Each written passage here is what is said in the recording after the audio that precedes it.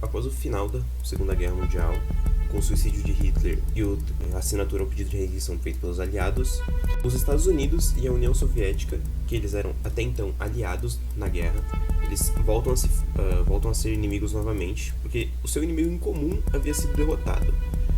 E com isso, o mundo ele entra no período chamado de Guerra Fria, que é basicamente um período marcado por não ter um conflito direto entre Estados Unidos e União Soviética. E se caso tivesse acontecido um conflito direto entre eles, o período, ele, segundo os especialistas, seria chamado de Guerra Quente, por ter um combate direto. E mesmo eles sendo inimigos, eles sabiam que se eles tivessem uma guerra entre si, cada potência usaria todos os recursos que eles têm disponíveis para tentar pôr no fim do outro. E isso viraria um problema gigantesco, podendo até ameaçar a existência dos humanos. Porque ele se daria isso por causa que os Estados Unidos eles estavam com um monopólio de bombas atômicas, mas em agosto de 1999 a União Soviética ela explode a primeira bomba atômica que eles fizeram. Além disso, uma das principais características da Guerra Fria é transferir os conflitos da região deles para as regiões mais periféricas, como na África, na Ásia e na América Latina.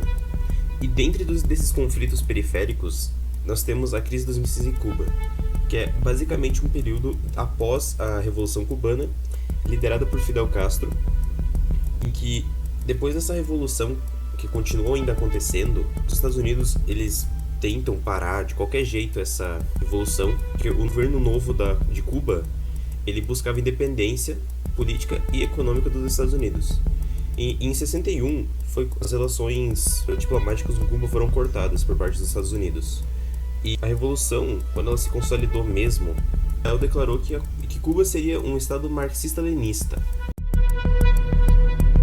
Em 14 de outubro de 1962, um avião U-2 sobrevoou Cuba e tirou fotos altamente detalhadas. As imagens eram de base de lançamento e construção, rampas de lançamento, equipamentos de apoio e mísseis de médio alcance capazes de atingir cidades dos Estados Unidos, tudo isso em território cubano. Então, no dia seguinte, 15 de outubro, os analistas confirmaram oficialmente que a União Soviética estava instalando mísseis nucleares em Cuba. Essas fotos foram apresentadas ao presidente John F. Kennedy, que adotou medidas fortes para conter a ameaça. Ele decretou um bloqueio naval sobre Cuba. Ele fez isso com o objetivo de inspecionar navios soviéticos que pudessem transportar armamentos para a ilha. Kennedy exigiu a retirada imediata dos mísseis, já instalados em Cuba, e deixou claro que, caso o bloqueio fosse desrespeitado, os Estados Unidos considerariam outras opções, inclusive militares. Além disso, ele elevou o estado de alerta das Forças Armadas Americanas. Milhares de tropas foram mobilizadas. A possibilidade de um ataque direto às bases cubanas foi seriamente considerada. O mundo observava com apreensão. A União Soviética demonstrava relutância em recuar, enquanto os Estados Unidos se preparavam para um confronto que poderia desencadear em uma guerra nuclear.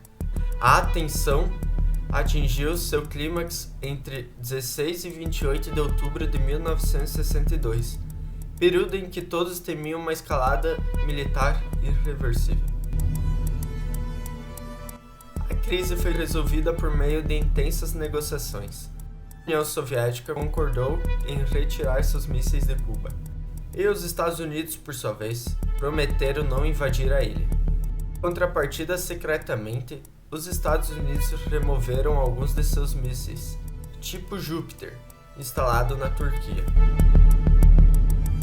As negociações evitaram o que poderia ter sido uma catástrofe nuclear e deixaram legados duradouros. Foi criado o chamado telefone vermelho entre Washington e Moscou, que foi uma linha direta de comunicação para evitar novos conflitos.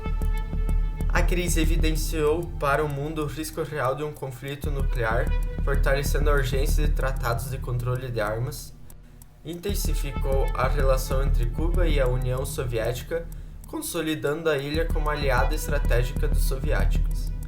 Também mudou a dinâmica diplomática. Depois da crise, passou a haver maior disposição para diálogo entre superpotências.